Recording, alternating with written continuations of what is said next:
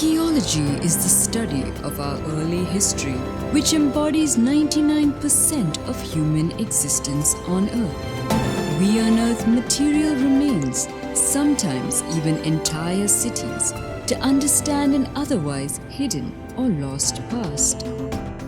With the excavations at Pattanam, not far from modern-day Kochi, we are looking to discover life in antiquity as it existed along the southwest coast of India.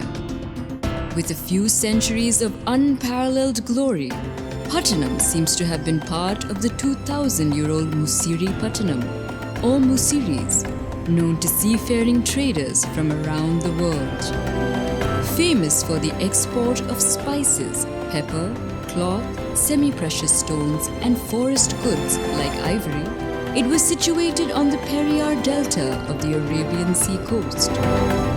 Musiri Pattanam seems to have been one of the major ports in the maritime network that connected the Indian subcontinent with the Indian Ocean, the Red Sea and the Mediterranean littorals. Pattanam was identified taking cue from the pottery fragments and beads found scattered on the ground that led to exploratory surveys and collection of oral and written information. Today, archaeological potential and profile of a site is also understood using a wide spectrum of techniques and methods such as satellite imaging studies, airborne laser scanning, LIDAR, GIS, GPR, and so on. With the information collected on the site, a multidisciplinary team formulates a working hypothesis, research questions, and research design for a full-scale excavation. A site map is prepared and a permanent landmark, the site datum point, is identified and marked on the map as the location reference point for the trenches. Once the exact position for the trench is decided, the next step is to prepare the site by clearing it of trees, grass, etc. The excavation area is treated at par with a high-end research laboratory. The trenches are then laid out in square or rectangular shapes along the cardinal directions. A total station, hand compass, measuring tapes, pegs and ropes are used to lay out the trenches. A peg, called the trench datum point, is fixed at one corner of the trench. It is the measurement reference point for the trench features and finds. Once the trench is laid out, the excavation proceeds slowly. Different tools like small shovels, pickaxes, trowels, root cutters, scalpel, brushes, etc. are used. The excavation methodology followed at Pattanam is the Locus Method. A locus is a distinct feature or area which represents a discrete past activity in a trench. The excavation identifies various loci, differentiated by changes in the color and texture of soil, or by the presence of artifacts, features, or biological remains. To explain the relationship between various loci, the Harris matrix is used. It helps to understand the cultural sequence or chronology of the site. The excavation usually proceeds downwards to the sterile layer or natural soil where no evidence of human activity is present. At Pattanam, the sterile layer was at a depth of 4 meters in the elevated areas of the mound and 1 to 2 meters at the fringes. Excavation is primarily a team activity that is meticulously supervised and documented at all stages. At Pattanam, it is conducted by a multidisciplinary team of researchers and trained laborers. The trench supervisor, usually an experienced researcher, is responsible for all the documentation related to that trench. The trench assistants provide skilled support for various trench activities. The trained laborers help in the dig, remove the soil from the trench, sieve the soil, and perform other functions such as washing and drying the pottery.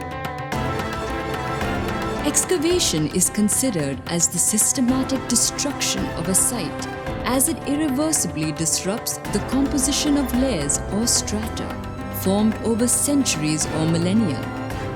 Judicious restraint is the guiding principle of an excavator.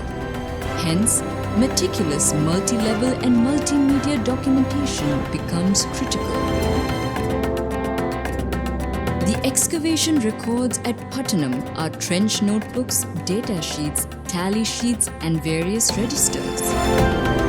Sketches, photographs, and videos visually document the excavation and its related activities. While digging, if features are found to extend laterally, then the trench is extended horizontally beyond its original border. At Pattanam, when a small portion of a canoe appeared in a corner of a trench, the trench was extended laterally and a 6-meter-long wooden canoe was exposed. During excavation, the Munsell chart is used to document the color of the soil in each locus. To expose immovable finds like architectural remains and features, it is necessary to scrape and brush them with extreme care. The soil removed from the trench is sieved through a fine wire mesh to retrieve minute artifacts like beads and ornament bits. When required, wet sieving is used, following specific protocols to retrieve biological remains. Charcoal, bones, plant remains, and other organic matter are collected according to prescribed protocols. A separate register is maintained for the samples sent to the laboratories. The artifacts, retrieved straight from the trenches or from the sieves, are cleaned with water or paint brushes. All artifacts are then weighed, counted, registered, labeled, and stored. Fragments of pottery rims or base are stored in cloth bags and plastic crates, whereas body fragments are stored in concrete wells. The last two activities in the trench every day involve a thorough cleaning of the trench floor and its scale photographic documentation. At the end of each day, the Pattanam research team discusses the day's finds and plans the tasks for the next day. After a trench is fully excavated, sections are documented as drawings and photographs, and a 360-degree photography technique is employed whenever expertise is available. When collaborating experts visit the site, interactive sessions with the team are organized. When the excavation season is complete, the interim report is published. We at KCHR thank you for your interest in archaeology.